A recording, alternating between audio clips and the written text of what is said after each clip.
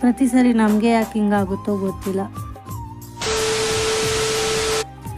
Hello guys, ನಮಸ್ಕಾರ. ಬೆಳಗ್ಗೆ ಎದ್ದು ರೆಡಿಯಾಗಿ ಕಾಲೇಜಿಗೆ ಹೋದೆ. ಕಾಲೇಜ್ ಹತ್ರ ಹೋದ್ಮೇಲೆ ಗೊತ್ತಾಯಿತು ಇವತ್ತು ಕಾಲೇಜ್ ರಜಾ ಅಂತ.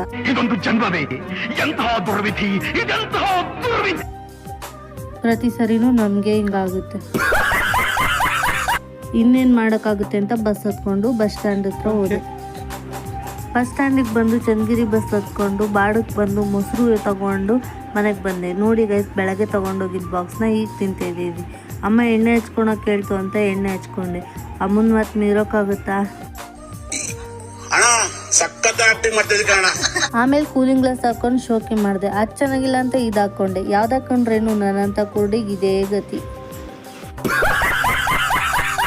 ಇದೆಲ್ಲ ಮುಗಿದ್ಮೇಲೆ ನಾನು ಅಮ್ಮ ವಾಕ್ ಹೋಗಿ ಬಂದು ಮಂಡಕ್ಕಿ ಮಾಡ್ಕೊಂಡು ತಿಂದ್ವಿ.